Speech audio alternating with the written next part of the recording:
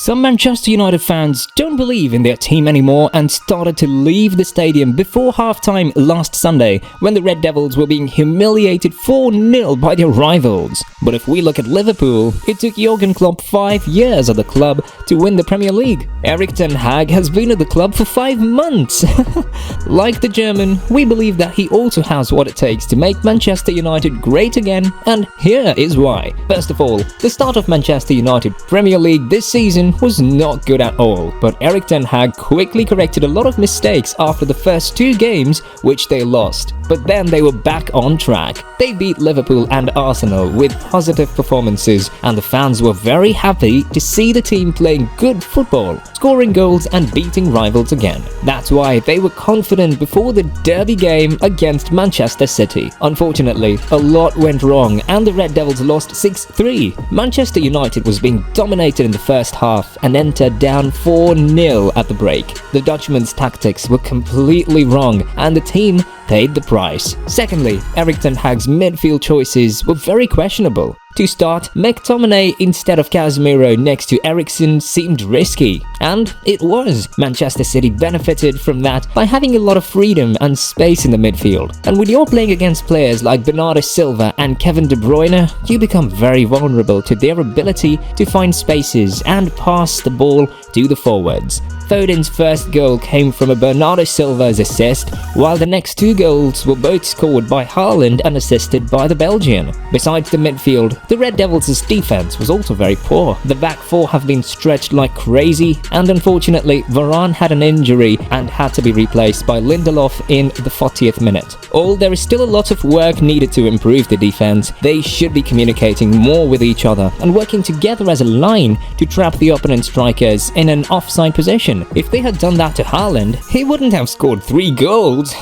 Basically, the 4 defenders should be able to anticipate passes and crosses coming from the midfielders in the center of the pitch and be aligned horizontally, leaving very few open spaces for the strikers to make a run. If they do that over and over in training, it will get easier and the strikers will face a lot of difficulties because they have to time the run perfectly to the second, and that is very hard to do. Apparently during halftime, Erik Ten Hag said something to the players that made them still believe, because in the second half the team managed to score 3 goals but conceded again twice this time. The substitutions were also important. He took out Tyrell Malacia, who had a terrible first half, and put on Luke Shaw. Casemiro and Martial took the places of McTominay and Rashford. We immediately noticed a difference with those players on the pitch. The French striker ended up scoring 2 goals. One thing is sure, Erik Ten Hag has got work to do in that dressing room to at least stop the rot and make sure that they don't concede too many goals. But the players have to take responsibility as well. In just 45 minutes, they've completely let down the manager and the fans. There was a lack of creativity from the offensive midfielders Eriksen and Fernandes. The forwards weren't great either. Jadon Sancho didn't have the opportunity to show his speed, and Antony,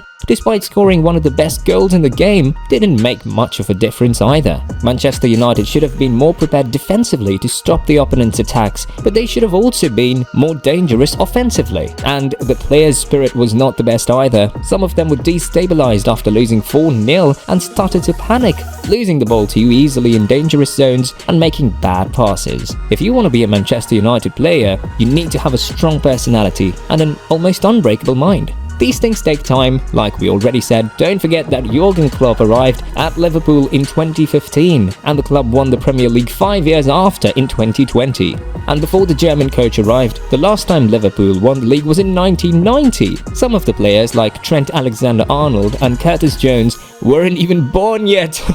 So, with that said, if the board gives Erik Ten Hag some time and support, he will surely make the club great again. They will also need to give him the players that he wants, because the team needs to sign some top-level players to compete for the title. With time and with the right players, Erik Ten Hag will make Manchester United great again. There's no question that the Dutchman is a great coach. Sooner or later, he will succeed and the Red Devils will be winning trophies again. To continue the Liverpool comparison, the German signed Alisson, Virgil van Dijk, Joel Matip, Sadio Mane, Mohamed Salah, Andy Robertson, Luis Diaz, Diogo Jota, Fabinho, Thiago Alcantara, and many more. In total, Jurgen Klopp made 37 signings and the club spent £705,034,000 since he arrived in Anfield. How crazy is that? So to be fair, Erik Ten Hag better have the same support from Manchester United direction, because if not, it will be extra difficult for him to achieve that kind of success they were aiming for. Now let's talk about the players that Manchester United should sign to improve their squad. If David De Gea decides to leave, after all, his contract ends in June 2023, then the Red Bulls should consider spending a lot of money on a good goalkeeper. The best option for them would be Atletico Madrid's goalkeeper Jan Oblak. Now the most important part is the defense. The team has been struggling with centre-backs in the past since Rio Ferdinand and Nemanja Vidic left the club. Now there aren't a lot of centre-backs in the market, but wise choices would be to sign guys with an experience like Marquinhos from PSG or Matt Hummels. They also need squad depth, so having options for the fullbacks is also very important.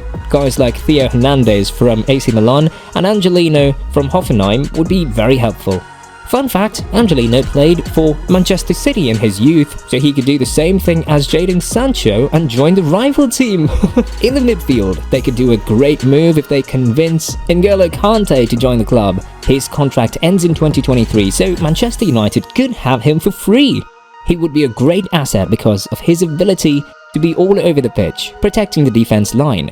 And if the club wants a younger option for the midfield, they could try to sign Jude Bellingham from Dortmund. This guy is a close version of Frankie de Jong, who was very heavily linked to Erik Ten Hag's Manchester United team. But for the Dortmund player, they will have to spend a lot of money since there are a lot of teams interested in the young English midfielder such as Liverpool and Manchester City. They should not let top players join their rivals, like what happened with Erling Haaland, who almost joined Manchester United under Solskjaer. When it comes to the forwards, there is another AC Milan guy who would be a great signing, one of Serie A's best players, the Portuguese forward Rafael Leao.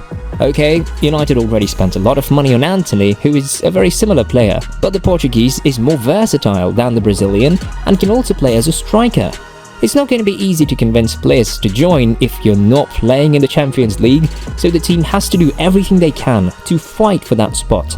And the Portuguese will surely leave the club if they don't qualify for the next Champions League. World-class strikers like Mbappe, Lewandowski and Benzema aren't likely to join a club like that either. So the Red Devils don't have many options. They can try to seduce them with money, especially if Ronaldo leaves the club, will have more financial conditions. Nevertheless, there may be some players easier to convince than others, such as Anthony Griezmann, Dusan Vlahovic, or Lautaro Martinez might see with good eyes the opportunity to join one of the greatest clubs in football history.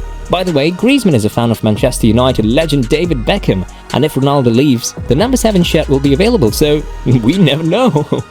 But the perfect man for the Manchester United number 9 spot would be Harry Kane, and if Tottenham doesn't win anything this season, then he will most likely want to leave the club. This looks like the bad old Manchester United days again, but we believe Erik Ten Hag will make the club great again. By the way, if you want to know more about how the coach's tactics have helped the team improve in comparison to last season, then you have to check out our video. Don't forget to like and subscribe if you like our videos. We appreciate and value your support. See you on the next one, guys.